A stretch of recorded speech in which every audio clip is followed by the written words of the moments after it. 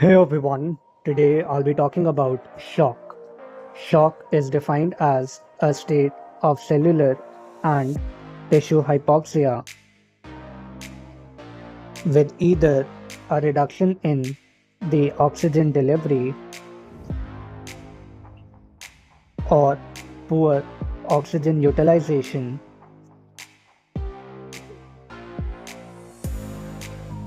or an increase in the oxygen consumption with circulatory failure and poor perfusion.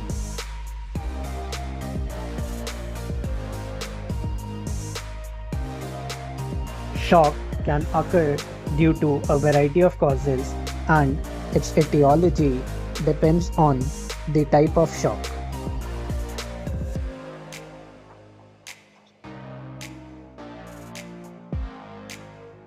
A patient can develop hypovolemic shock due to a variety of causes, some of which include hemorrhage. Hemorrhage can either be an external type, such as external hemorrhage from wounds and open fractures, or can be an internal hemorrhage, such as internal hemorrhage from injury to organs like spleen and liver. Or patient can develop hypovolemic shock in case of severe burns, or can be associated with gastrointestinal causes such as peritonitis and intestinal obstruction, or can be associated with other causes of diarrhea and vomiting.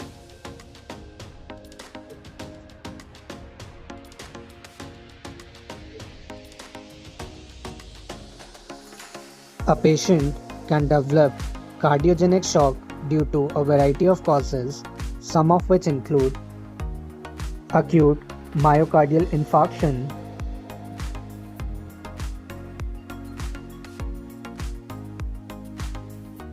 acute pulmonary embolism,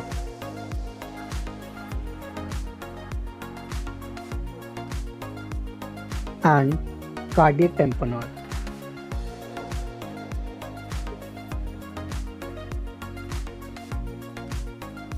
A patient can develop septic shock due to infections such as severe bacterial infections,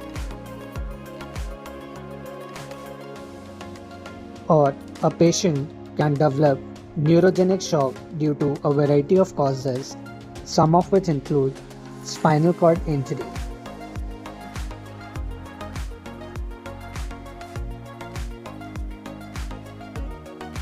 Or a patient can develop anaphylactic shock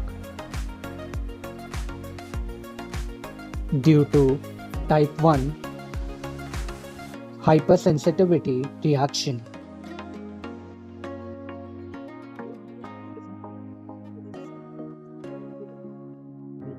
Patient can also develop shock due to a variety of other causes such as respiratory causes including collapse of the lung, thoracic injuries, and tension pneumothorax. Shock has been divided into 4 stages. The first stage is the stage of hypoperfusion and hypoxia.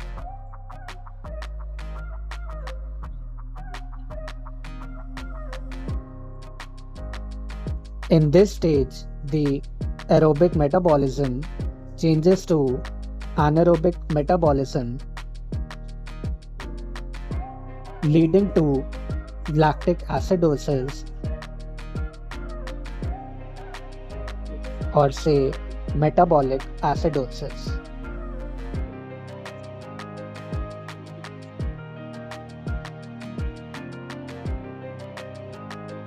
The second stage is known as the stage of compensatory shock.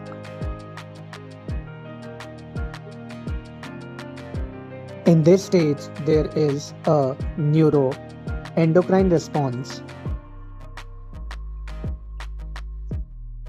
to maintain perfusion of vital organs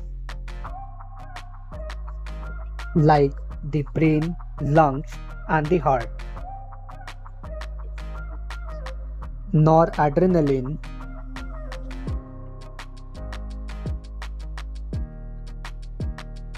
renin-angiotensin,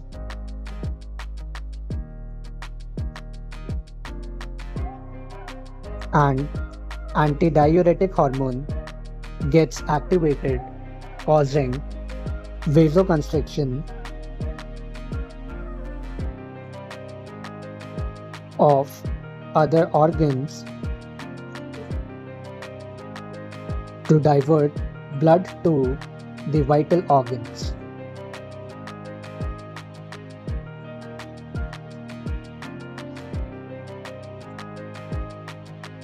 Next stage is the stage of decompensatory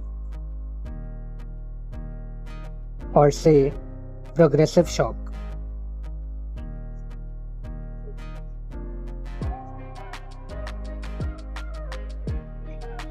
In this stage, the compensatory mechanisms begin to fail, and there is a reduction in the cell perfusion. Along with this, the microcirculation begins to fail.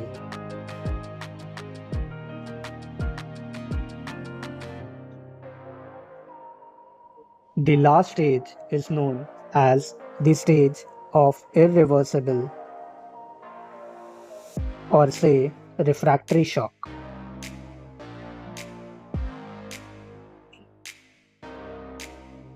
In this stage, the cellular ATP metabolism is lost completely, leading to multiple organ dysfunction syndrome and multiple organ failure.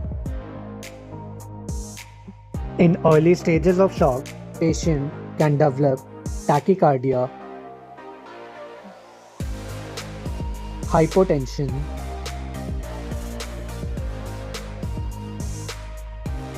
tachypnea,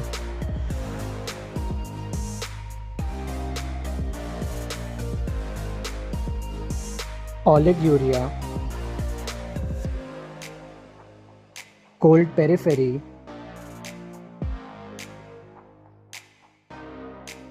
and sweating.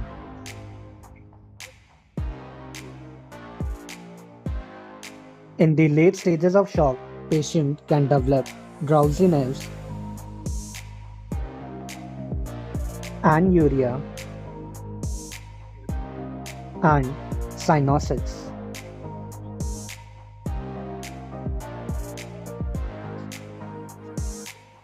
Investigations of shock can include a blood profile, serum electrolyte,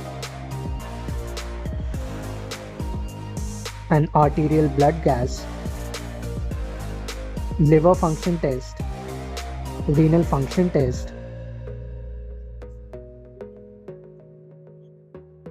There is continuous monitoring of the vitals such as blood pressure, pulse, heart rate, respiratory rate, and along with monitoring of vitals, there is also monitoring of the urinary output.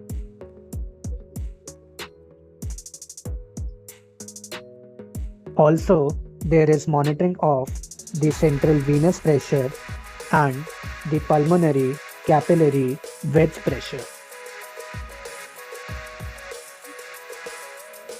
Investigations for shock may also include radiological investigations.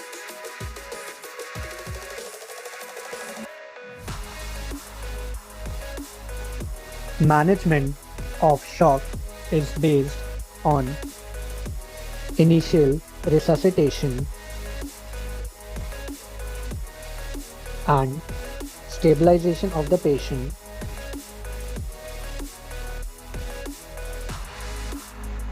followed by evaluation of the cause and severity,